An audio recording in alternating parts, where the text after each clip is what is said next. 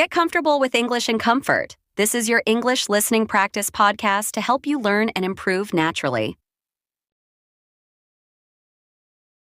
Listen to this for a second. Liam, say something in English, but make it sound like how you'd talk to your friends. All right. What do you think about the new movie? Heard it's pretty good, but I ain't seen it yet. Did you catch all of that? If not, don't worry. You're not alone.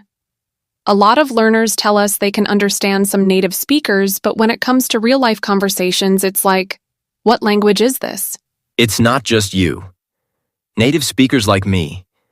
We talk fast, we mix words together, and sometimes it sounds like a whole different language. But here's the thing. It's not impossible to understand us. You just need to know what to listen for. Exactly. And that's what we're going to talk about today. I'm Emily, by the way. And I'm Liam. This is English in Comfort, the place where you can learn English while you relax, lie down, or even while you sleep. No pressure, no stress, just natural English and interesting topics. Today, we're breaking down why native speakers can be so hard to understand. Don't worry, though. We're not going to throw a bunch of boring rules at you or make it complicated. We'll keep it simple, fun, and something you can start using right away. Stick with us, and let's get started. So, let's start with one of the biggest reasons learners find native speakers hard to understand. We talk fast. And not just fast. We also get pretty casual with how we say things. Like, we don't always say every word clearly. Sometimes we mash words together or skip sounds altogether. It's not that we're trying to be confusing, it's just how we naturally talk. Right. And this can be really tricky for learners because it's not what you hear in textbooks or classrooms. For example, instead of saying, "What are you doing?" we might say, "What are you doing?" Or even just, "Watcha doing?" And if you're not used to hearing that, it can sound like a completely different phrase. Another example is, "I don't know." I'd probably say, "I don't know." It's faster and it just rolls off the tongue. That's what I mean. And it's not just about speed. It's about how we change the sounds of words to make them flow better. Like, "Do you want to go?" becomes, "Do you want to go?" Or even, "You want to go," if I'm feeling really lazy. And this happens all the time in casual conversations. It's not wrong. It's just how native speakers naturally talk. But for learners, it can feel like we're speaking a whole different language. That's why it's so important to train your ear to catch these changes. Instead of listening for every single word, try to listen for chunks of words or phrases. For example, if you hear, "What are you doing?" try to break it down in your head. What are you doing? And once you start recognizing those patterns, it gets easier. It's like your brain starts to fill in the gaps. You don't have to catch every single word, just the main idea. Now, let's move on to another big reason learners struggle with native speakers: the difference between classroom English and real-world English. Classroom English is great for learning the basics, but real-life English, well, it's a whole different story. In class, you learn how to say things perfectly, but in real life, no one talks like that. It's more casual, more messy, and way more fun. For example, in a classroom, you might learn to say, "Please fill out this form." But in real life, I'd probably say, "Can you fill this out real quick?" Or even just, "Hey, fill this out." It's faster and it sounds more natural. Right. And that's just one example. In classrooms, you learn phrases like, "Open your book," or "Please do your homework." But how often do you hear those in everyday conversations? Almost never, unless you're like a teacher or something. But even then, it's not the same. Real-world English is full of slang, phrasal verbs, and informal expressions that you don't usually learn in class. And that's why it can feel so confusing when you step outside the classroom. You've learned one way of speaking, but native speakers use a completely different style. But it's not that classroom English is bad. It's super important for learning the basics. But if you want to understand native speakers, you need to expose yourself to real-world English. Next reason, accents. Native English speakers don't all sound the same. We have different accents depending on where we're from. Like American versus British versus Australian. Even within those countries, there are so many different accents. Like in the US, someone from Texas sounds totally different from someone in New York. Exactly. And if you're not used to hearing those differences, it can feel like you're listening to a completely different language. For example, in the southern US, people might say y'all instead of you all. Or in the UK, they might say cheers instead of thank you. It's the same language, but the words and the way they're pronounced can be really different. That's why accents can be so tricky for learners.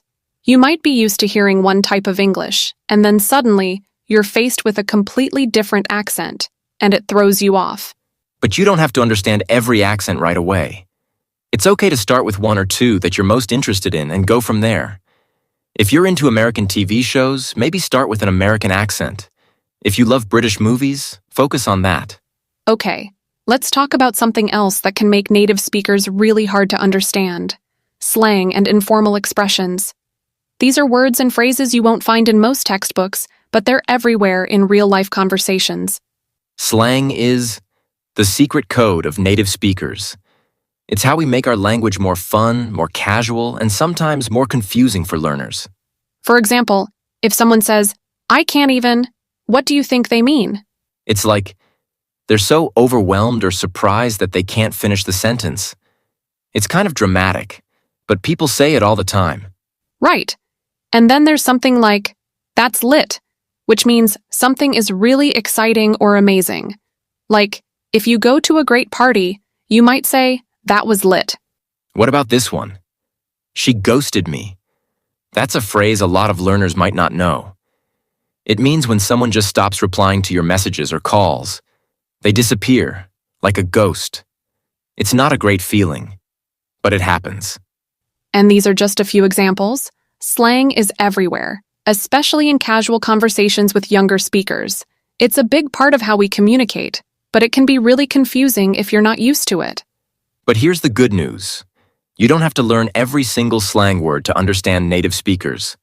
Just focus on the ones you hear most often and you'll start to pick up on the patterns. So we've talked about why native speakers can be hard to understand. Now let's talk about what you can do to improve. Well, the first step, listen to real-world English as much as possible. Watch TV shows, movies, or YouTube channels with subtitles. And of course, listen to podcasts like this one. Train your ear to catch patterns. Like, try to really pay attention to how people talk, the way they combine words, the slang they use, the rhythm of their speech. Try shadowing too. We've talked about it a lot. That's when you listen to a native speaker and repeat what they say, trying to match their pronunciation and rhythm. It's a great way to practice. Another thing to focus on is phrasal verbs and slang. These are huge in real-world English, and they can really trip you up if you're not familiar with them. If you hear a new word or phrase, write it down and try to figure out what it means. You can even keep a slang journal to track what you've learned. You can also join conversations. Find language exchange partners or join online communities where you can practice speaking with native speakers. So, to sum it up, listen to real-world English, practice shadowing, learn phrasal verbs and slang, and join conversations. These are all practical steps you can start using right away. But I just want to add something. Do you have to sound exactly like a native speaker? Well, sounding like one is great. It's a sign of how far you've come. But here's the thing. It's also okay to sound like yourself, especially at first. That's right. Everyone has their own way of speaking, and that's what makes us unique. Even in the UK, for example, people have different accents and styles. One person might sound totally different from another, even if they're from the same place. So, while sounding like a native speaker is an amazing goal, don't feel down if you're not there yet. It takes time, practice, and a lot of patience. The most important thing is to keep going and enjoy the process. And remember, your accent and your way of speaking are part of what makes you, so embrace it while you're learning.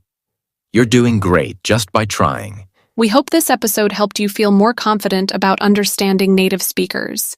If you enjoyed it, don't forget to like, subscribe, and leave us a comment. We'd love to hear from you.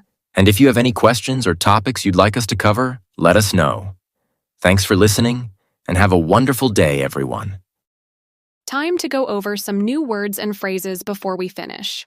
Breakdown, meaning to explain something in a simple and clear way. Example, Let me break down this grammar rule so it's easier to understand. Wonder, meaning to think about something and be curious about it. Example, I wonder why some words are harder to pronounce than others. Casual, meaning relaxed, informal, or not too serious. Example, this is just a casual conversation, so don't worry about making mistakes. Mash, meaning to mix or press things together.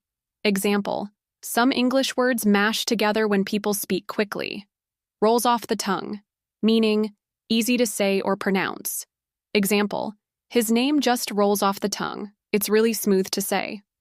Messy, meaning not neat or organized.